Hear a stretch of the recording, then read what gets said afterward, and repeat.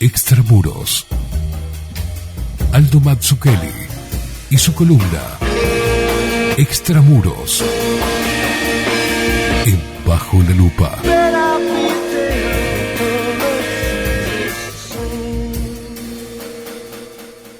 Aldo Mazzucchelli, ¿cómo le va, señor? Muy buenos días después del hiato. Después del hiato. Justo estábamos hablando de la cancelación cancelación y... ¿Qué palabra Lumba. hiato? Pumba. Bueno, todo el mundo está discutiendo sobre Javiercito Milei.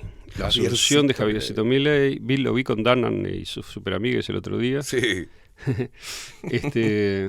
Muy bien. Y a mí se me ocurrió, bueno, qué ángulo agarrar, porque, o sea, evidente el ángulo político puro de cuál va a ser el ministro de no sé qué y tal no me interesa para nada, porque cae dentro de todo un área que a mí personalmente, digamos, no es mi vocación pensar sobre eso o verlo, pero sí hay un problema con el liberalismo, yo creo, que es más interesante, como filosóficamente o políticamente, como quiera llamarle. Y me pareció que Milei es una buena oportunidad para rozar algunos aspectos de eso. Porque bueno, el liberalismo es una cuestión obviamente muy, muy grande y llena de cosas. Pero, primero, el otro día me sorprendí cuando vi que en el discurso de Asunción, el 10 de diciembre, Milei, acompañado por Zelensky, dicho sea de paso, después hablamos de eso, dijo... Voy a citarlo, dijo: durante la pandemia, si los argentinos hubiéramos hecho las cosas como la media de los países del mundo, hubiéramos tenido 30.000 muertos. Pero, gracias al estado de descuido e ineficiencia, 130.000 argentinos perdieron la vida. Esa es la cita, ¿no? O sea que para Milei el problema de la pandemia, digamos, queda reducido a la ineficiencia del Estado, ¿no? Yo no creo que nadie dude que el Estado argentino actuó en relación con la pandemia con la misma corrupción y irresponsabilidad que con respecto a todas las demás cosas, ¿no? Pero pensar que la pandemia fue un problema de corrupción del Estado argentino es lo mismo que pensar que una inundación devastadora es el problema de los resumideros del fondo, digamos, ¿no? De la cocina. Claro. En fin, me parece que como en todos los temas, Milei mira las cosas desde un punto de vista exclusivamente argentino. Es decir, su discurso es un discurso sistémico interno, fundamentalmente, y su comprensión de la situación internacional y de las fuerzas geopolíticas que están transformando el mundo, me parece que tiende a cero, ¿no? O sea, como que yo no escucho nada en ese lugar que valga una mierda. O sea, todo prácticamente ni habló de geopolítica. Por lo menos en la práctica sí habló algunas cosas. Tenés razón, prácticamente no habló, pero sí dijo algunas cosas y fueron tremendas. Sobre todo por el nivel enfático en el cual dijo disparates, ¿no? Entonces lo mismo que le pasó con la pandemia, me temo que le pase con Ucrania, que le pase con Gaza, que le pase con China, que le pase con Rusia. Entonces voy a tratar de interpretar eso, porque para mí eso tiene que ver con el tipo de liberalismo que encarna Milei. O sea, con las fallas que tiene, ¿no? Yo creo que, así para poner un titular, ¿no? Milei es como un resumen de la ignorancia del liberalismo cuando se lo interpreta como una cuestión de los sistemas país, es decir, adentro o sea, una economía, un sistema económico. Los sistemas económicos obviamente no coinciden con los países, ni cerca, pero es verdad que se puede analizar la economía nacional de los países. Por lo tanto, hay una forma, digamos, de entender el liberalismo bastante abstracta que hace justamente abstracción de cómo el sistema nación interfiere con el sistema economía. Y ahí hay un problema que para mí es gigante. Y yo creo que el liberalismo, al tomarse de esa manera, de una manera muy teórica, pura, no entiende que el liberalismo teórico no puede funcionar, salvo como la ideología económica de un imperio dominante, diría yo. Es decir, de un sistema dominante. Imperio es una palabra bastante cargada. Igual la uso a propósito porque tiene que tener un ejército suficientemente poderoso como para incidir en los mercados más allá del sistema nación. Es un poco complicado lo que estoy diciendo al principio, pero creo que está claro si uno lo escucha capaz que 2 veces. O sea, a ver, en otras palabras, yo creo que nunca hubo en la Tierra liberalismo económico, tal como dice la teoría, y social, ¿no? Salvo para los subsistemas que se beneficiaron de los recursos ajenos y para las élites de los subsistemas que pasaron a formar parte de tal esquema de dependencia. Entonces el liberalismo es un gran menjunje que mezcla principios, digamos, filosóficos o humanos que son válidos y que existen desde Sócrates, ¿no? Es decir, la promoción de la libertad y la responsabilidad individual, por ejemplo, ¿no? Con un pretendido mercado libre y abierto que nunca existe, en realidad, porque todo mercado está irremediablemente trastornado, ¿no? Y asimetrizado, vamos a decir así, por las desigualdades de quienes le dan origen, lo controlan y luego, comillas, compiten, comillas, en él, ¿no? El Estado moderno, que está odiado por el liberalismo ideológico, es precisamente la garantía de lo anterior. O sea, de que el liberalismo económico exista de esa manera, que es la única en la cual, según yo creo, ha existido alguna vez. Hay una forma más simple de verlo, que es que todas las ideologías, como decimos siempre, tienen un punto ciego, ¿no? El liberalismo tiene el punto ciego de proclamarse universal en base a su promoción de la libertad y autonomía individual bien entendidas, que eso sí es universal, eso vale para todos los individuos de la Tierra, en cierto modo, pero solo funciona el liberalismo en base a la imposición por la fuerza en mercados asimétricos donde siempre ocupa el lugar dominante. Entonces, a ver, hay un indicio de esto, que es que apenas el liberalismo deja de ser ideología dominante, se convierte en antiliberal, por lo menos en zonas, ¿no? Apenas le empieza a ir mal al sistema en el cual se proclama, digamos, como la filosofía económica y social dominante, comienza a actuar de maneras que son incompatibles con el liberalismo. Como hemos visto, por ejemplo, desde 2016 con la situación en Estados Unidos, con la censura en redes sociales. Pero aparte, en realidad esto es una cosa simplemente casi propagandísticamente clara, lo que digo de los medios. El modo como el Estado, digamos, en ese caso ya empezó a usar los medios de una manera absolutamente propagandística, claro, ¿no? Pero un poco como Milei lo ve cuando mira adentro de Argentina y dice, el gobierno anterior a él, que él ve como antiliberal, que lo era, digamos, usa los medios como el Estado, los medios como propaganda para el poder del Estado, y por lo tanto voy a cortar eso. Yo me paro y aplaudo de pie. Me parece fantástico que corte, que cierre todo eso. Sí. Ahora. Pero, eso no es muy liberal tampoco, ¿no? A ver, es liberal teóricamente, pero es también una cosa que, por ejemplo, en un régimen liberal como Estados Unidos, se hizo lo contrario. Programadamente liberal, ¿no? Bueno, comprar los medios, usar la publicidad oficial para promover la ideología del Estado. Lo mismo que en Uruguay y lo mismo que en todas partes. Entonces, bien por Milei en ese momento, en ese giro, ¿ok? Ahora, igual que todas las ideologías, el liberalismo, igual que... no hay que olvidarse que, por ejemplo, el fascismo nació como socialismo, era socialista. Sí. Digamos, el fascismo era una de las ramas o de las variantes, ¿no?, del socialismo en la segunda década del siglo en Italia.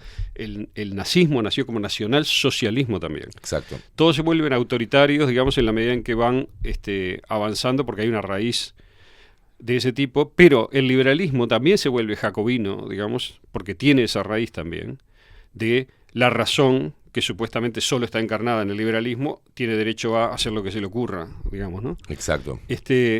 Bueno, cuando no las tiene todas consigo, ¿no? Y arriesga a perder su condición de base, que es, insisto una vez más, disfrutar de posiciones dominantes y hegemonía de la fuerza, ¿no? Entonces, voy a intentar explicarme con esto un poco mejor, ¿no?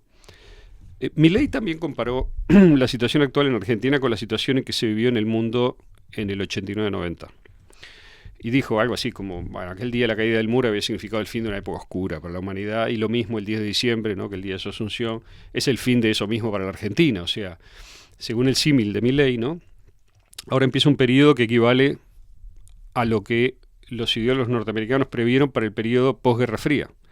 Un periodo en donde el liberalismo económico reinaría sin rivales. Eso es exactamente lo mismo que dijeron los teóricos económicos del Estado profundo norteamericano en el 90. Ahora el liberalismo no tiene enemigos, reinará en el mundo entero. Y empezó lo que algunos llaman neoliberalismo, que es un término que yo no me interesa, no me gusta, me parece trucho y sobre todo engañoso. Después hablo de eso. Pero entonces el mundo posguerra fría es como los ideólogos neoconservadores llamaban... Es el mundo posguerra fría, en aquel momento el liberalismo o neoliberalismo era el modo como los ideólogos neoconservadores llamaran a quedarse ellos con todos los recursos ajenos, ¿no?, sin oposición, justamente. O sea, porque ellos veían, el poder norteamericano no tiene rival, no tiene contestación.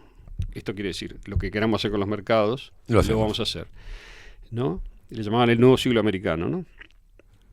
Y instalaban así una especie de lo que se llama un mercado internacional, signado por asimetrías de base que son brutales y que hacen que cualquier idea de libertad de empresa quede en la nada, mientras que los estados que respaldan las corporaciones globales, especialmente el Estado norteamericano, garantizan con su ejército, con su tecnología y con su política exterior que todo ese mercado sea lo contrario a un mercado libre o abierto.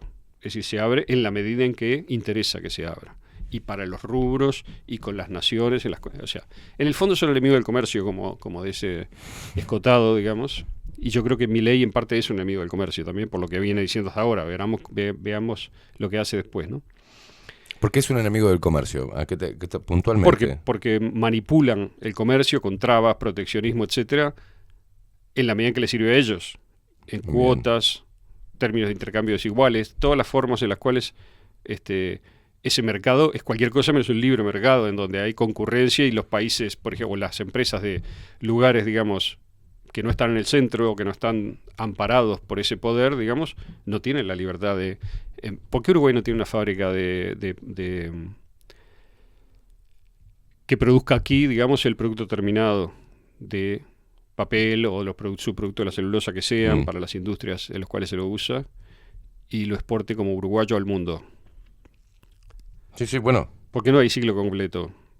Es evidente que al Entiendo el punto. capitán no le interesa, digamos, hacer ese tipo de inversión en Uruguay, y Uruguay no tiene la libertad de hacerla tampoco. Aunque los teóricos, digamos, de la soberanía dependiente quisieran que eso pasara, quizá con dependencia de otros capitales, de terceros, no sé, de China o de algo así, se podría hacer, no lo sé. Pero en todo caso, lo que estoy diciendo es que hay una... Es interesante porque eso está puesto en la retórica de la supuestamente izquierda, que habla de defender la mano de obra nacional, por ejemplo, o de promover claro. la mano de obra nacional. Claro. Y el liberalismo te dice, para que suceda eso, debe haber una exoneración de impuestos, si es imposible sale más caro porque el mercado funciona así. Sí. Y el mercado va en búsqueda de bajar los costos y optimizar factores que son objetivos, la cantidad de población, el mercado cercano, la logística, la distancia de producción. Entonces, hay cuestiones en las cuales el sistema tal como es se va optimizando internamente, pero yo no digo nada respecto a eso. Yo lo que digo es, eso no es liberalismo, en el sentido teórico en el cual habla Milei o en el cual hablan los teóricos del liberalismo. ¿Ok? Claro. Entonces, lo que queda en pie en realidad es... ¿Qué sería liberalismo? Lo que pasa es que lo que estoy discutiendo hoy, que tiene que ver con una mezcla entre principios, ahora lo voy a decir mejor, principios que son morales o éticos, sí. Por ejemplo, promover la autonomía individual, la libertad de emprender un juego, digamos, de competencia dentro de reglas claras que no son violadas, libertad para todo ello. Todo eso libertad de expresión, libertad de culto. Se mezcla también con una especie de concepción que pretende conocer la sociedad a través de la economía. Es decir, es casi científica, ¿no? Es decir, conocer la economía como una disciplina prácticamente científica en donde hay aparentemente leyes y reglas y tal.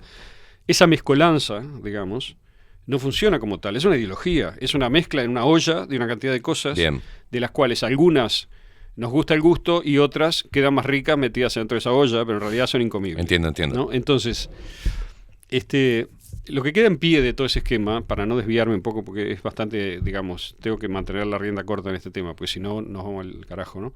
Es una división internacional del trabajo donde hay países, como Uruguay, por ejemplo, donde solo les queda acomodarse en los nichos que les han indicado, les ha quedado históricamente. Entonces, ¿cuál es la libertad de comercio y producción cuando los intereses de las corporaciones de los países centrales, en esta última fase Estados Unidos, antes fue Inglaterra, y son impulsados esos intereses tanto militarmente como por las burocracias internacionales, incluyendo las financieras y sanitarias? Usted no consigue dinero para lo que quiere, consigue dinero para lo que se lo dan. Instaladas y controladas en esta última fase por Estados Unidos e Inglaterra, ¿no? Desde 1945 Estados Unidos como centro, Inglaterra siempre aliado fundamental y respaldo, ¿no? Entonces el supuesto liberalismo contemporáneo no existe, y yo creo que no existió nunca en ninguna parte. Es más, así en ese sentido puro, ¿no? Entonces, Milei puede tener una mirada que funcione para un tratamiento de shock en la Argentina que termine con los privilegios de una economía que está toda corrupta, falsificada, toqueteada. Pero el problema será el día después de eso. Y el marco internacional que tiene la Argentina, sin importar quién la presida, porque Milei no va a cambiar ese factor internacional. Entonces me parece que Milei tiene a nivel global una ideología vieja de 1945 o de 1990 como muy nueva, como lo más nuevo que le veo. Y además cree que la política comercial debe ser guiada por la ideología. Y en eso, al menos, es lo contrario al liberalismo teórico, ¿no? Además de que su política exterior parece, por ahora, ser una colección de estupideces criminales, ¿no? Milei cree que la Rusia actual es una dictadura comunista. Cree que la Ucrania de Zelensky es una democracia liberal. Acá hay un paréntesis. Una persona que vive en Ucrania, que trabaja para un amigo mío, le mandó un mensaje que lo vi, que decía que cuando vio a Milei se alarmó porque es idéntico a Zelensky, le dice, en cómo hizo su campaña. Claro. Es decir, hicieron campaña diciendo lo mismo, salvo que Zelensky además vendió que iba a hacer cumplir los acuerdos de Minsk para llegar a la paz con Rusia y terminar con la limpieza étnica de rusos en el Donbass. Y bueno, mire lo que pasó, ¿no? Ese es el mensaje, ¿no? Bueno, ahí sí. Estaría bueno en alguna columna, Aldo, no te quiero desviar, como vos decías, necesito tener la rienda corta, una columna dedicada a los outsiders, porque es una figura importante en estos tiempos donde buscamos el descreimiento de los políticos de carrera, y traemos el outsider. Está bien coacheado, porque Zelensky fue eso, era un actor. Sí, exacto. Exacto. Sí, y Milei un poco también, ¿no? Sí, claro. Parece una figura... No digo que no sea sincero en lo que hace, pero dejando todo eso de lado un momento, bien, ¿no? A mí me llama la atención que en un momento en el cual el orden de posguerra, es decir, el 45-90, digamos, ¿no? Del Estado profundo norteamericano, hace toda clase de ruidos de colapso, Milei le habla a sus militantes como si el mundo siguiera siendo el de 1990. Eso es raro para mí. O sea, no entiendo por qué tiene necesidad de hacer eso, salvo porque tiene una versión completamente desactualizada, digamos, en términos de sistema internacional, de su teoría económica. Entonces, y sigue diciendo que obviamente no lo va a cumplir en absoluto, ¿no? Que no comerciará con China por tratarse de una dictadura comunista, bla, bla, que me parece que son boludeces de campaña que hace para no educar a sus votantes, sino para mantenerlos en su engaño, cosa que hacen todos los políticos y él también. Ahora, China es mucho más libre, digamos, en materia comercial y empresarial que la Argentina, ¿no? Tiene un peso, ya lo hablamos esto, un 30%, que es muy inferior en el total respecto del Estado macrocefálico, Estado argentino, digamos, con una política monetaria más sensata que Argentina, con un rumbo estratégico respecto de cuáles deben ser las empresas que tienen que ser mantenidas bajo control del poder chino, digamos, y cuáles áreas deben estar abiertas a la más libre concurrencia. O sea, todo eso Argentina no lo tiene. O sea que Milei, la primera cosa que podría hacer con China es aprender un poco de libertad, digamos, de la libertad que él quiere promover para la Argentina, porque China está más avanzada en eso. Lo que pasa que, perdón, ahí sí te corto, porque lo he estudiado y porque lo viví, como viviendo en Argentina, esa crisis de los 90. Viví la salida de Alfonsín y la llegada de Menem, como un gran salvador, privatizador, un peso, un dólar, caballo, todo el mundo tenía guita. Apela a ese recuerdo emotivo, Milei, sabiendo todo esto, no es ningún pelotudo, pero lleva a la memoria emotiva de las personas, decir, bueno, Alberto Fernández y kirchnerismo es el radicalismo, es Alfonsín y la debacle económica. Yo soy, hasta con mis patillas, Menem. Vengo acá y voy a privatizar todo. Y voy a llevar un peso, un dólar. El aspecto menemista hasta el aspecto de Milei. Pero bueno, entonces Milei habla de una China que no existe, ¿ok? Igual que habla de una Rusia que no existe. Y eso es peligroso para el realismo político de cualquier signo, porque usted no educa. ¿Cuántas veces hay que ver eso? Lo mismo. Los políticos suben al poder deseducando a sus votantes.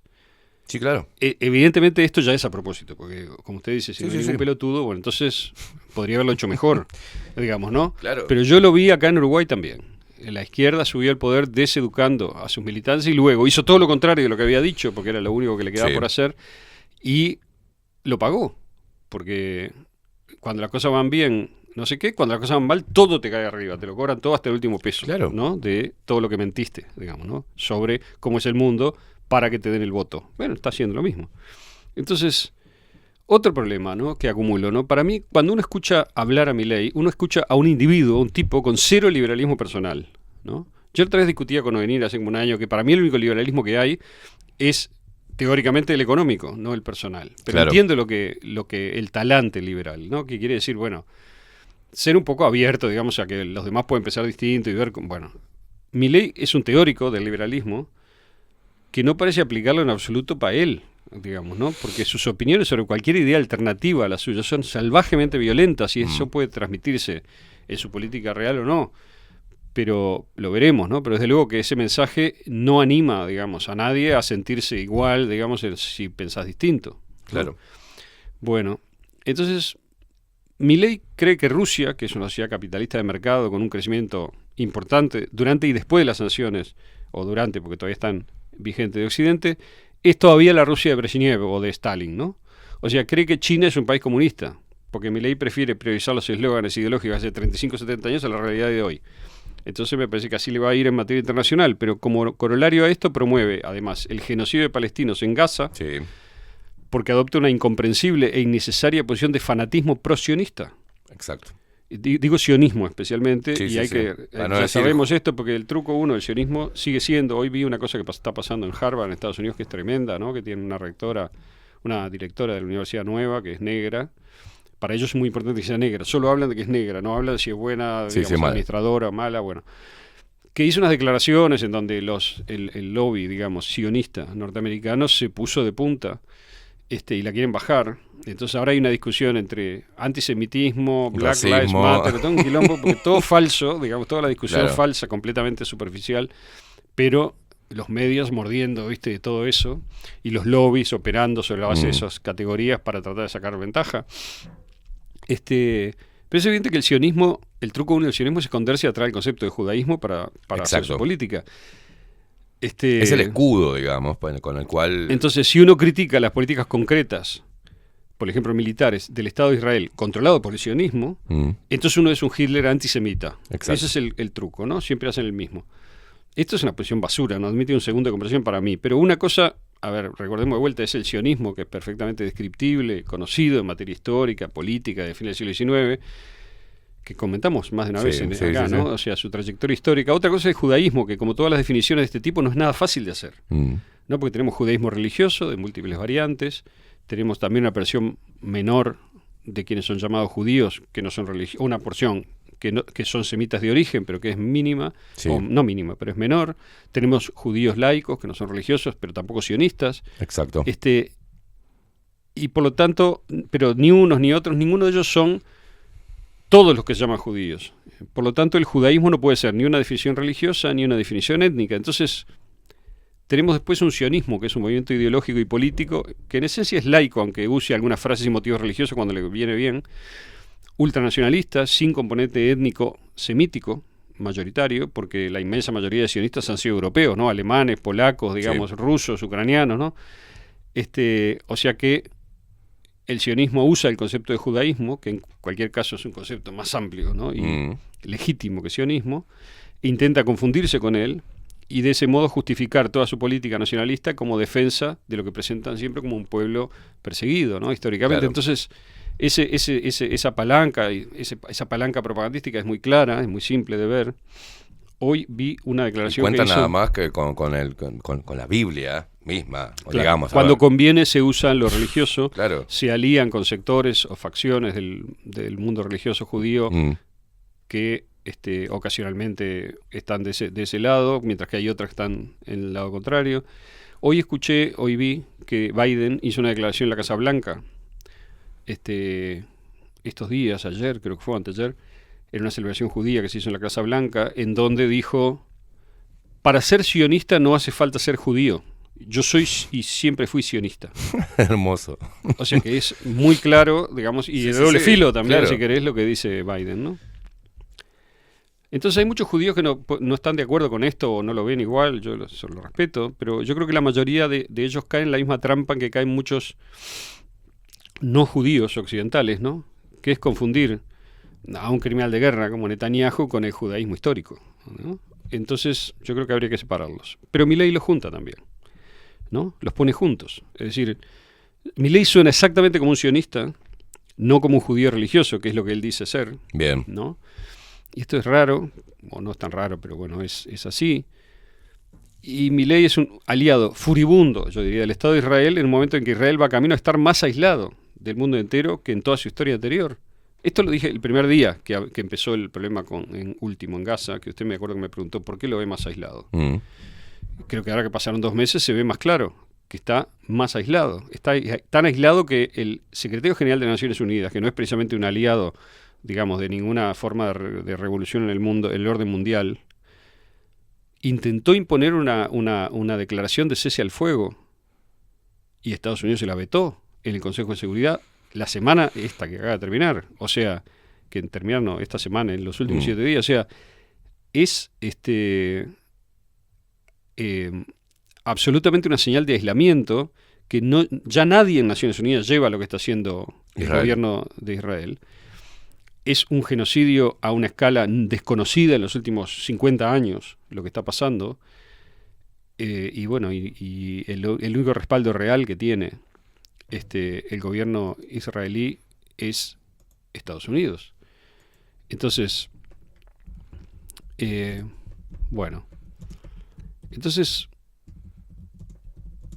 concepto de liberalismo, ¿no? Entonces, fijemos un poquito más lo que quiero decir sobre Milei. El concepto de liberalismo y el de neoliberalismo, ¿no?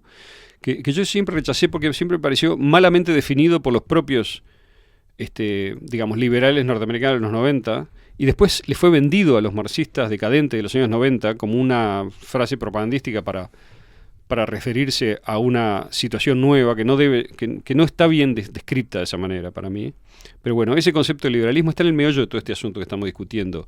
Porque o bien el liberalismo es un invariante histórico, es decir, no varía, es una cosa dura que tiene que ver con los sistemas económicos y el talante humano, la forma de ser del ser humano, y no tiene nada que ver con la historia de los países, las naciones, los estados, o el liberalismo es nada más que una ideología condicionada por una situación histórica, que es lo que yo creo que es, personalmente. Bien. O sea, yo creo que el liberalismo tiene un componente que es universal y, no digo eterno, pero es duradero, es largo en la historia, que es lo que dije al principio, el concepto de promover la autoformación y la autonomía individual. Sí. Esa es una idea que es la idea central de Sócrates en Grecia, ¿okay? Y que surge cuando, junto con la, digamos, generalización de la escritura en la sociedad griega para pensamiento, o sea, no la escritura para hacer listas, sino la escritura para pensar, se generalizó la idea de que el individuo puede autonomizarse de lo colectivo, el poder, etc. Y se generó esa dialéctica eterna entre individuo y sociedad, que todavía estamos en ella y vamos a seguir en ella.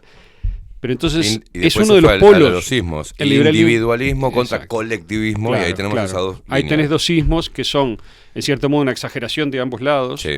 Porque quien es un individuo libre y autónomo no tiene por qué estar en contra del colectivo, ni oprimir a los demás como de manera egoísta. No, digamos, todos esos son excesos en los cuales, digamos, siempre se cae, porque el ser humano es así, pero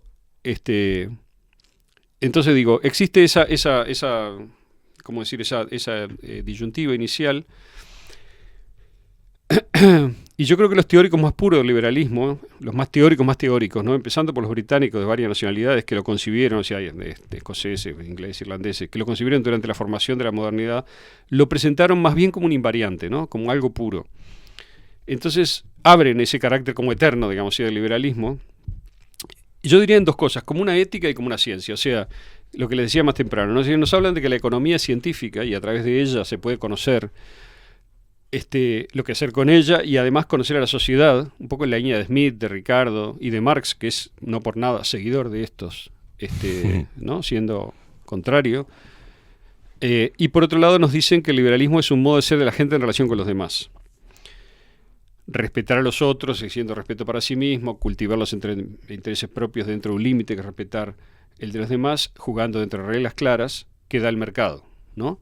Entonces, yo pienso que hay algunos elementos en el liberalismo que son un aporte, han sido un aporte a la humanidad, especialmente de vuelta a haber puesto en el centro al individuo y su libertad de desarrollarse en conciencia, de hacer experiencia emprendiendo, ¿no? En el mundo, en la sociedad. Entonces, cuando una ciudad está sana y tiene supremacía económica sobre otras, es decir, tiene la posibilidad de generar intercambios que son muy ventajosos para esa sociedad, entonces el liberalismo es una ideología que sirve a esa sociedad, digamos, para justificarse y para justificar su prosperidad y crecimiento también, que son muy reales, por cierto, no son falsos, son para la gente que vive ahí, son ciertos, ¿no? Lo vimos en la Inglaterra imperial del siglo XIX, como un ejemplo muy claro, y parte del XX, lo hemos visto en Estados Unidos, antes y durante su periodo de hegemonía, ¿no? De hegemón global, desde el 45 hasta los últimos años, en donde la decadencia empieza a mostrar las costuras, pero bien, ¿no? Yo creo que después de 2001 y sobre todo después de 2016 se fue haciendo evidente lo que la izquierda de los años 60 denunciaba desde el principio, y en eso creo que tenía razón, y es que la política exterior anglosajona siempre, y no solo desde 1945, sino desde mucho antes, distaba mucho de respetar cualquier liberalismo, o sea, en sus tratos con los demás, ¿no? O sea, aprovechó cada ventaja comparativa para trastornar los mercados, fue proteccionista, fue intervencionista, a la vez, ¿no? Usó el pretexto del liberalismo y la democracia para invadir, para aplastar, para matar, de modo de servir a sus intereses económicos propios, ¿no? Y de desarrollo social propio, ¿ok? Entonces, dicho más corto, la política exterior norteamericana, casi sin excepciones, demuestra que el liberalismo es una ideología política muy limitada, casi propagandística, que consiste en justificar la explotación y destrucción del resto de la gente bajo el pretexto de que esa explotación permite la libertad y el bienestar interno. O sea, ahí tiene usted la ideología que uno ve en Estados Unidos, en Inglaterra y en Europa Occidental de primero colonialismo, luego de, en fin, toda una serie de enmascaramientos de lo que realmente ocurre económicamente, ¿no? Bueno, entonces, con eso yo podría decir que entonces lo que todo el mundo hoy conoce como la izquierda o las revoluciones, son una reacción a estas prácticas liberales. Lo que pasa es que hay diferentes cosas ahí metidas en esa bolsa. Hay una parte que es ideología, que es una compensación occidental al liberalismo. Yo tuviese que ser un amarillista. Es decir, el liberalismo creó el monstruo del... Cosas que valores que en el liberalismo fueron proclamados con justicia y bien proclamados, pero no realizados para todas las sociedades, fueron tomados como palanca por los socialistas para generar un modelo económico distinto que pretendía hacer cumplir esos valores que el liberalismo supuestamente no había cumplido en Rusia, ¿no? Bien. Entonces, en ese sentido, yo creo que hay una especie de acuerdo en algunos valores, ¿no? Que en realidad luego se tradujo muy rápido en el problema de que el soberano ya no es el pueblo, es el Estado, y es la burocracia. Por eso tenés un Lenin, Stalin y demás. Es decir, y también tenés un Estado profundo norteamericano. Claro. Entonces el Estado profundo norteamericano, usando, digamos, la ideología de la libertad, vendió que no había Estado profundo, que lo que había era interés de la humanidad, que el Estados Unidos era el que los defendía. Esa es la venta. Claro. El shampoo que te vendieron. Pero preguntarle a toda la gente que no está, digamos, dentro de los beneficiados, ¿no? Claro. Entonces, yo creo que ahora, en este presente globalismo, que es una especie de constructo ideológico derivado del liberalismo, ¿no? O sea, después de la caída del muro, aunque tiene muchos antecedentes, ¿no? Por la idea de algo, de un sistema mundo, digamos, una idea muy antigua, pretende un enmascaramiento ideológico distinto, pero en el fondo es el mismo. Es decir, pretende que exista una especie de moral global. No se olvide, el liberalismo tiene un factor moral, ¿no? Sí. Y el globalismo también.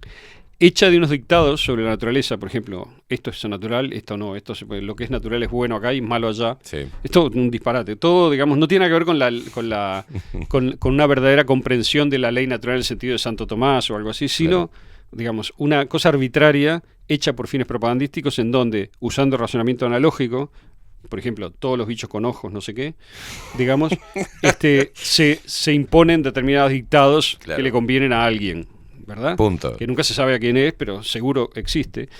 Entonces, una moral global, decía, hecho de dictados sobre la naturaleza, sobre las relaciones humanas, ¿no? Esto está bien, la familia está mal, nuclear, pero la familia rara está bien, nueva. Sí, es un mar de contradicciones. O sea. La identidad, ¿no? O sea, tu identidad es lo que vos decidas, tu cuerpo no existe, pero sí existe mucho si tenés que reivindicar los derechos al aborto, pero no existe si tenés que reivindicarlo, ¿no? O sea, el consumo de alimentos, este alimento sí, este no, comer insectos es bueno, ahora es malo, la carne es bueno. Entonces, todo ese tipo de buenismo moralista, digamos, que es la base, lo que se llama woke, ¿no? La base, digamos, de la ideología propagandística del globalismo, existe para ocultar, bajo esos sucesivos desvíos de la atención, lo que realmente está ocurriendo, que es muy decadente en materia de negocio, de economía, de poder, o sea, todo el cambio sísmico que está ocurriendo, ¿no? Bueno, entonces el globalismo no tiene nada que ver con la soberanía o falta de ella. La soberanía puede ser individual, en cuyo caso le llamamos libertad, o sea, ese núcleo que yo creo que es sano y positivo, que también está en el liberalismo y que es la defensa de la autonomía y la responsabilidad individuales, ¿no? Que no es propia de la modernidad, como digo, porque viene de la antigüedad. O puede ser soberanía nacional, un término que a mí ya me suena un poquito raro, porque lo veo más como transicional. Es una época. en la cual el Estado Nacional pretendió que iba a poder garantizar la soberanía de la sociedad, de los individuos, respecto de su territorio, su espacio, etcétera, sus derechos de, por ejemplo, sobre la invención, su derecho de propiedad sobre inventos propios, cosas por el estilo, ¿no? Pero a mí me suena mal porque me parece que inventa una serie de intereses de la comunidad que alguien conoce, interpreta y defiende, que son los políticos, ¿no? Es decir, que en realidad, que no son los políticos tampoco, los políticos están puestos ahí para defender lo que una élite que controla ese territorio interpreta que son sus derechos, sus deseos, sus objetivos, cuando lo hace bien, cosa que en los países dependientes generalmente no pasa. Entonces Milei critica la casta, pero él también tiene muchas ideas nacionales muy fuertes, ¿no? Por ejemplo, una idea de la Argentina no tiene que estar en el BRICS, pero sí tiene que estar aliada con Israel y Washington, ¿no? Y lo dijo así, estas no son exageraciones mías, no son literalmente la definición de la política exterior que dio Milei. Cuando escuché eso me di cuenta que Milei tiene un nivel de conciencia, digamos, muy extraño en lo que atañe a las cuestiones de fondo. Porque ¿qué clase de liberal es uno que es enemigo del comercio, ¿no? Claro. Porque hablar como habla él de China y demás es condicionar el comercio a la ideología. Exacto. Y las relaciones internacionales a la ideología. O sea, es contrario a esa forma más pragmática, digamos, de comerciar por beneficio mutuo, que siempre ha sido una de las marcas, yo creo, más interesantes del liberalismo clásico, incluso en Inglaterra, ¿no?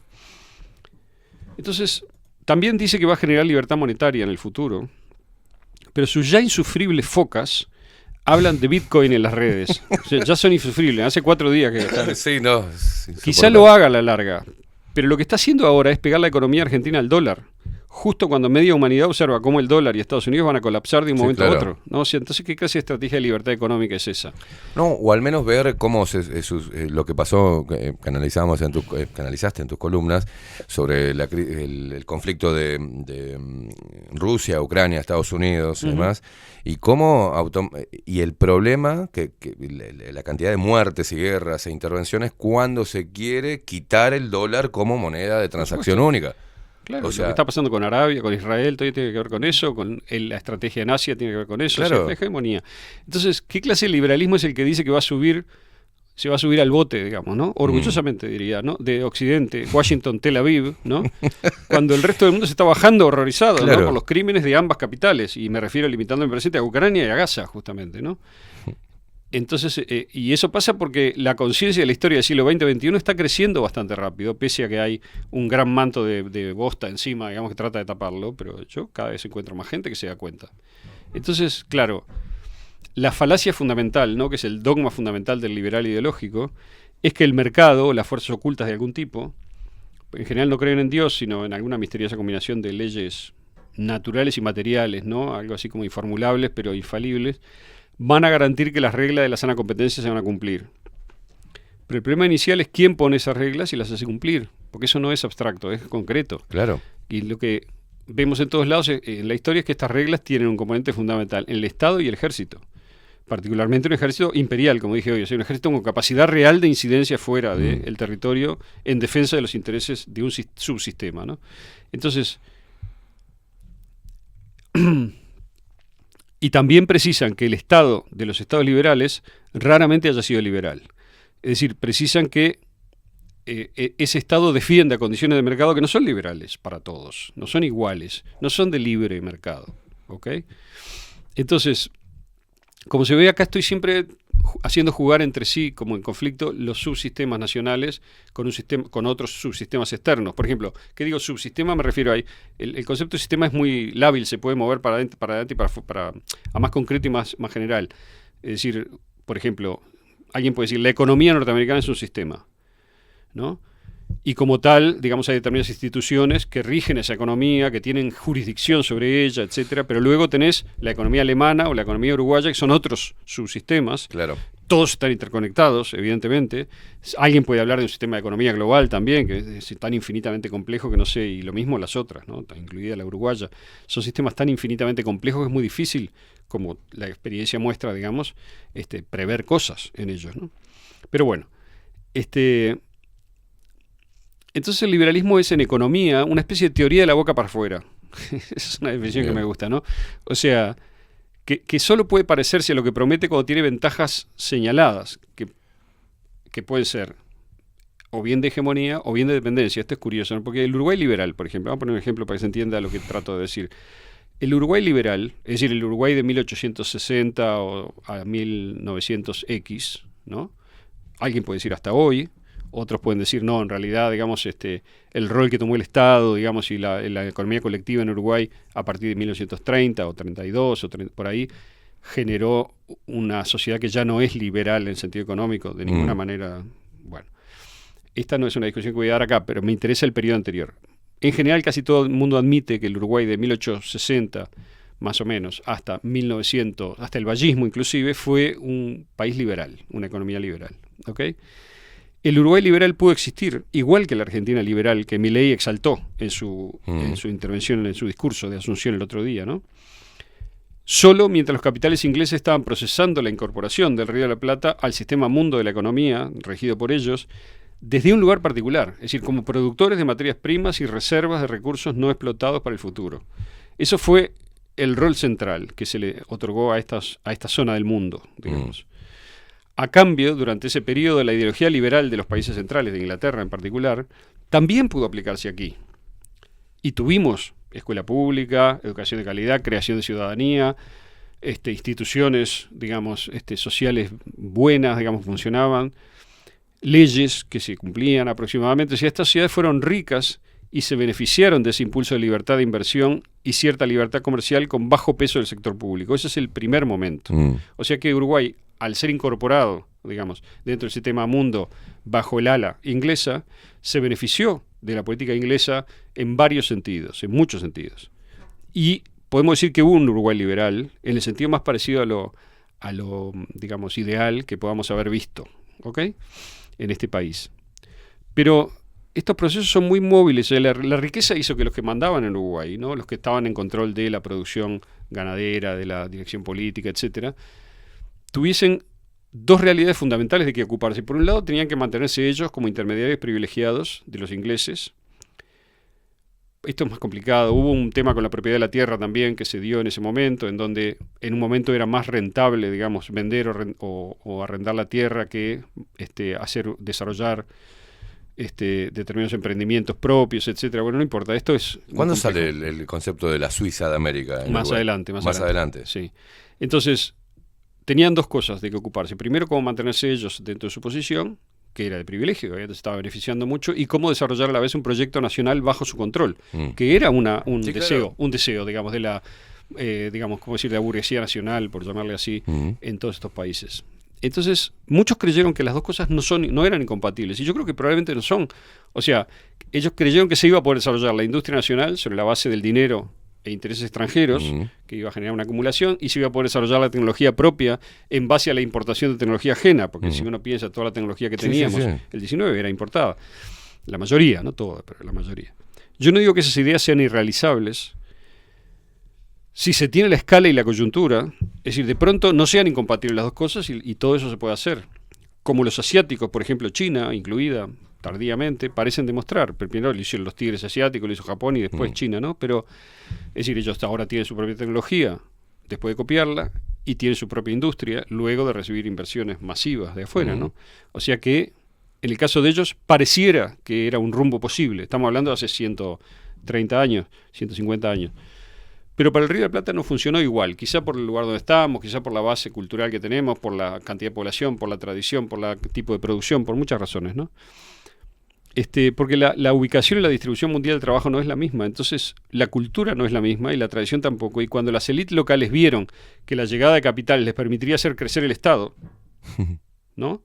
Porque vos, además de recaudar, digamos, de tu industria, de tu producción nacional, podés no gravarla tanto recibiendo, digamos, el dinero que viene de afuera y cobrándole a ese dinero, y vieron que crear una burocracia estatal clientelística les iba a permitir mantenerse en el poder manejando la política. Claro. Entonces, yo no digo que no haya habido grises, no digo que no haya habido periodos en que el sistema se pareció bastante a la forma, como dije, más sana, digamos, ¿no?, de un liberalismo, sí, pero en pocas décadas todo condujo a un Estado que se convirtió en herramienta de control político y obturación de la competencia. Entonces el liberalismo uruguayo bien gracias, ¿no? O sea, teníamos una cultura que quisiera ser propia y en buena medida es ajena, y así como compramos los trenes a los ingleses, sin que saber que si no los hacíamos propios los perderíamos, compramos también el liberalismo inglés, ¿no? Para mí, yo creo que el paisano, sea patrón o empleado, ¿no?, en el campo, se benefició un poco de eso, bastante, porque aprendió a reivindicar su libertad, porque tiene una relación con la producción determinada, ¿no? Pero el hombre de la ciudad me parece que compró una superchería, ¿no? Algo como no vio que su bienestar venía de una dependencia individual muy profunda, que se le exigía a determinadas memes, digamos, y creencias que tienen que ver con el famoso Uruguay, la uruguayidad, digamos, ¿no? Todo lo que creó como contenidos el Estado uruguayo desde la época de Valle para acá, sobre todo después, diría. Después del 30. Yo diría que el Mundial del 30 es un buen hito para mirar antes y después, ¿no? Ese patriotismo, la Suiza de América, digamos, todo eso apoyado en una fuertísima intervencionismo y burocracia que fue creciendo, ¿no? Entonces, y ventajas coyunturales que se dieron y luego desaparecieron, ¿no?, en el comercio internacional. Entonces, también vendimos, yo diría, nuestra alma al mito del progreso que vende el liberalismo cuando se lo recibe de afuera, ¿no?, que se llama, es el Estado el que nos hará progresar porque es nuestro. Eso es, digamos, esa creencia, el Estado es mío, que se usó incluso en la ley de empresas públicas. Me acuerdo que decía, defienda Antel porque es su empresa, y yo tenía un amigo que decía, voy a ir a pedir los dividendos, ¿no? Claro. Tipo, bueno, algunos se ríen y dicen, bueno, los dividendos los estás recibiendo en el tipo de servicio que recibís, que no tenés que pagar tal parte, o bueno, la cuenta de teléfono no es muy barata acá, ¿no? Pero, entonces, yo no sé si en algún lugar, en alguna medida, el Estado habrá sido de la gente, como dicen, ¿no? Pero en Uruguay el costo de eso es ir resignando zonas de la propia capacidad de creación, de emprendimiento, ¿no?, incluso de pensamiento hasta cierto punto, y no darse cuenta, ¿no?, porque el bienestar es lo que apaga esa entrega, digamos, ¿no? Entonces, en ese esquema en el que creo que todavía vivimos, es más bien el progreso del otro, no el tuyo, aunque tú parezcas progresar también, lo que pasa, ¿no? O sea, no porque el otro sea malo, esa es otra desviación, es porque el otro sabe cuál es su interés y lo está desarrollando, mientras que tú confundís ese interés del otro como si fuese el tuyo. Hay un ejemplo paradigmático de esto que lo estaba hablando con un amigo de otra vez, que es cuando uno estudia la historia del Uruguay, según el relato de los ingleses y los brasileros y los argentinos, o según el relato de los uruguayos. Claro. Si la estudias en un relato de los otros, entendés una lógica de intereses muy clara. Si la lees según la historia uruguaya, entendés un cuento, un mito, digamos, ¿no? Esa diferencia, en donde de un lado no hay mito y del otro lado hay mito, obviamente que la ciudad expresa un mito, yo no voy a ignorar eso, nada más dedicándome a escribir y la literatura, imagínense si lo sabré, pero una cosa es que en un nivel, digamos, de la vida de todos los días y eso, ese mito sea constructivo o haya sido constructivo en algún momento, y otra cosa es seguir, digamos, sin ver las cosas, ¿no? O sea, seguir sin ver cómo se armó y lo que pasa, ¿no? Porque él trabaja mucho con mitos internos de la Argentina rica, potencia, y de la Argentina libre. Entonces, Milei para mí es una cosa contradictoria. Reúne. O sea, vendría a ser un outsider que venga acá señalando la Uruguay de 1860. Y demás. Por ejemplo, podría haber hecho el mismo discurso para Uruguay que el que hizo para Argentina, cuando dijo que Sarmiento se levantaría, se moriría en la tumba de lo que hicieron con la educación, lo cual es verdad, es cierto, y tiene razón. ¿Por qué también? Porque es verdad que es ese deterioro, digamos, que viene de la diferencia entre una sociedad que está tensa y viva, digamos, hacia un crecimiento real, porque tiene una ventana de oportunidad, que la tuvo en ese momento, y la uruguaya también, y generó todas estas instituciones que nosotros vemos como, y que añoramos en cierto modo, de acuerdo al relato interno, que no es solamente mitológico, sino que es real y comprobable. Es muy fácil comprobar que la escuela del año 20 educaba en cosas, en leer y escribir, en matemáticas, en historia, etcétera, y que la escuela actual no. O sea, si alguien me discute eso, digamos, es porque no conoce de lo que está hablando. Ahora, bueno, que eso haya sido verdad no debe ocultarnos que también se dio dentro de de un periodo en el cual se integró estas sociedades dentro de un lugar en la División Internacional del Trabajo, del cual después le fue imposible salir. Claro. ¿No? Entonces... Bueno, pero el juego normalmente que hacen no solamente políticos, sino los defensores del uruguayismo, por ejemplo, es no observar lo que está pasando hoy, ir hacia el pasado. Tenemos la fiesta nostálgica. Y querer trasladar mecánicamente el pasado al presente. Decir, ahora vamos a hacer lo mismo que hizo Roca Exacto. Que sería, no sé, matar unos cuantos miles de indios. Claro. Y, digamos, llegar al presente. Claro. Bueno. Entonces, pues lo nombró a Roca, ¿no? Bueno, entonces Sí. Milei para mí es una cosa contradictoria. O sea, ahora está en la luna de miel, ¿vio? Veremos cuánto dura. Puede durar meses. Sí, está en una luna de miel. Puede durar días.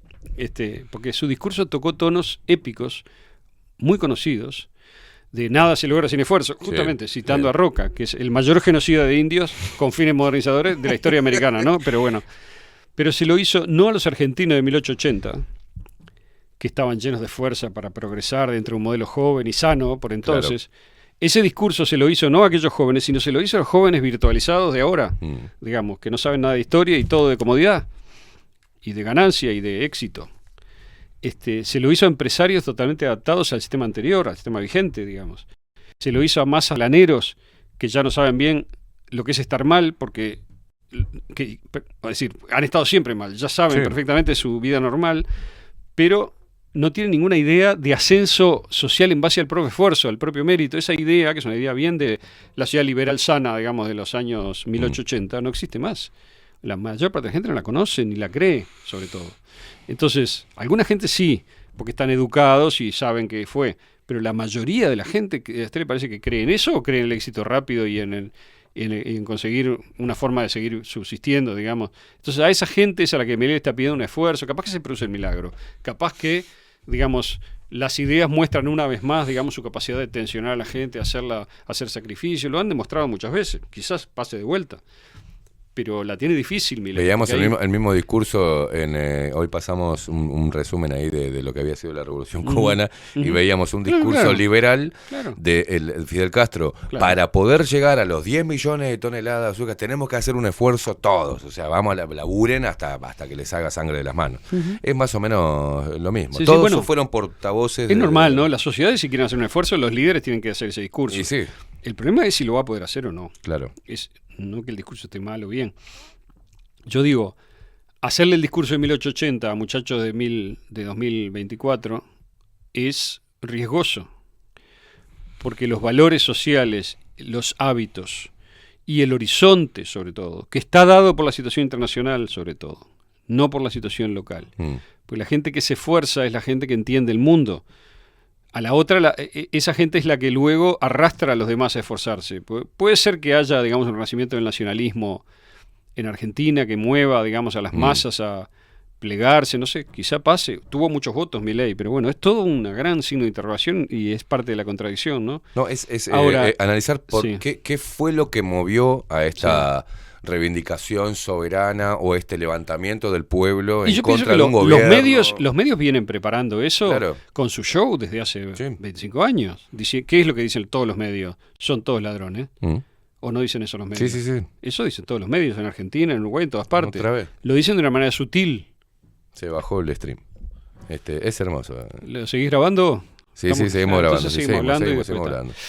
Entonces, ¿es esa la masa en que se va a apoyar Milei para relanzar un supuesto capitalismo sano? Justo en el momento en que un modelo mixto como el chino y otros, de distinta manera, están demostrando que van rápidamente a tomar la hegemonía del globo en los años venideros. Entonces, yo entendí que Milei quiere acortar la policía oficial y la corrupción prebendaria, y lo aplaudo de pie. O sea, estoy de acuerdo con eso. Entiendo que le diga a la gente que si quiere vivir mejor tiene que terminarse la joda. Sí. Lo entiendo. La pregunta es si no es todo el modelo liberal, entre comillas, occidental, a esta altura, una joda en sí mismo, ¿no? Claro. Entonces, si como yo creo, solo una transformación general de la forma de organización política y económica que acabe con la democracia, tal como la conocemos, con el tipo de, digamos, de control y ejercicio del poder, con las circunscripciones y con el tipo de decisiones que se toman en cada nivel, etcétera, y con una reducción brutal, digamos, de los intermediarios y la burocracia, todo eso que yo creo que tiene que pasar, sino es que tiene que pasar eso para que se creen formas nuevas de organización basadas en la nueva tecnología que tenemos, y me parece que todo esto además, como es un poco la historia enseña, solo puede ocurrir luego de un colapso medio grande, ¿no? Más generalizado, que termine con ese orden que se instaló en la posguerra. Entonces, si ese es el futuro, como yo creo que más bien se parece a ese, no veo cómo, haciendo el discurso que hace Milei, que es un discurso sobre el pasado, sobre todo, va a conseguir integrarse y entender, que la sociedad entienda cómo entrar en ese futuro. Claro. Entonces, ahí es donde yo veo el gran problema, y me parece que el liberalismo, que en un momento de la historia cumplió un rol, digamos, de liberación, en cierto modo, de muchas cosas, ya no lo está cumpliendo. Eso creo que es algo que lo estoy diciendo desde que empezamos a hablar, y por eso la gente dice, pero entonces sos ruso, pero comunista. Y vos sos imbécil, digamos. O sea, una cosa es criticar, o sea, vos sos imbécil. Claro, una cosa es criticar las diferentes fases de diferentes ideologías, y otra cosa es decir que porque criticas una ideología sos de la otra. Claro. O sea, no, las dos critico. Y todas las otras bueno, también. más o menos, pues la ideología debe ser criticada siempre, todo el tiempo. Yo no digo que la gente se vaya a liberar de la ideología, o que uno mismo pueda liberarse totalmente de la ideología, pero el trabajo de la ideología es ser criticada. O sea, el trabajo del pensamiento es criticar la ideología, mejor dicho. Exacto. Entonces, ahora, que haya gente que quiere arrellanarse en una ideología y putear a todo el que se la critica, me parece bien, peor para él, digamos, que lo haga. Claro. Pero eso justamente es lo que pasa con todo este tipo de intervenciones en el espacio público como las que trato de hacer, ¿no? Bueno, entonces, fue lo mismo, el no entender eso, no abrirse a ese pensamiento, es la gente, el clásico de hoy, que no entiende la crítica que le podemos hacer a algunas políticas desarrolladas por los liberales uruguayos, sí, claro, entre comillas, como Luis Lacalle Pou, encarnados en Luis Lacalle Pou. Pero lo que pasa es que las mismas críticas que me parece que hoy intenté esbozar sobre las contradicciones internas y la falsedad ideológica que es el liberalismo puro, aunque, como dije, tiene algunos ingredientes que yo defiendo, claro, que tienen que ver, lo repito una vez más, estrictamente con la libertad individual, la capacidad de autoconstruirse y de buscar construir sistemas en donde las leyes protejan eso. Eso es lo que tiene bueno el liberalismo dentro de su proclamación, de las cosas que proclamó. Yo creo que toda su pretendida ciencia económica y todo eso es bullshit, porque solamente funciona para sistemas que están favorecidos y que pueden imponer su favoritismo hacia afuera. Esa es una discusión, digamos, más complicada, pero es lo que digo como sugerencia. Entonces, yo le escucho a Milei, y donde todo el mundo ve novedad y esperanza, que en algunas cosas, como esta corte, digamos, de la corrupción y eso, pueden ser justas, yo veo más bien algo viejo, o sea, bastante ignorante, ¿no? Otra vez. Y al fin, que en su mayoría es imposible de realizar, lo cual no quiere decir que yo no crea que hay que intentarlo. Me parece bien que se intente, y vamos a ver cómo le va a la Argentina. Creo que hay milagros a veces, es decir, hay fuerzas que no son materiales, que son del impulso, digamos, de la creencia, de la fe, por decirlo así, que terminan moviendo las cosas, haciéndolas bien, y en eso ojalá le vaya bien, de las cosas que intenta hacer buenas, pero no luce muy bien, digamos, desde el punto de vista de sus bases, ¿cómo decir?, de su solidez para pensar el lugar de una cosa que es fundamentalmente dependiente, que es la economía argentina, en un contexto más amplio. O sea, su sistema dentro del sistema más amplio, ¿no? Bueno, es lo que decías, lo has dicho, hemos hablado también. Lo que estamos teniendo hoy son nuevos representantes, portavoces de una ideología vieja, en muchos casos perimida o anacrónica, que no corresponde, no hay... no se ayornan a este tiempo a explicarle a la gente, o al menos sacarse la máscara de lo que significaría hacer tal y cual cosa a nivel comercial, a nivel política exterior, de qué lado pararse, cómo entender. O sea, no, estamos de vuelta con mantener a esos dos bloques totalmente enfrentados, la misma grieta, dos posiciones enfrentadas continuamente, alternándose en un poder. Es como un circo, es como un juego donde no se llega a tener la profundidad para poder entenderlo. Cada vez que sale alguien a decir hay que mirarlo desde esta perspectiva, automáticamente las alarmas de esas etiquetas de la masa que le han metido en la cabeza es zurdo, derechoso, izquierdista, masón, sionista, judío.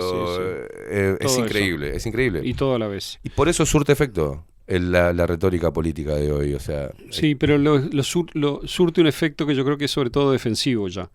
Es decir, sirve para estirar el tiempo en el cual las cosas pueden seguir siendo como fueron. Bien. Pero no sirve para relanzar una mierda. Claro. O sea, Klaus Schwab, lo digo una vez más, no es el heraldo del futuro. Es un viejo de mierda, decrépito, lleno de ideas de mierda, centralistas, opresivas, controladoras, que... no sé, supongo que igual que le pasó a Kissinger y que le pasará a Soros. ¿Se murió Soros ya? No, todavía no. Bueno, nunca sé si está vivo o muerto, porque parece un muerto vivo, lo mismo que Klaus Schwab.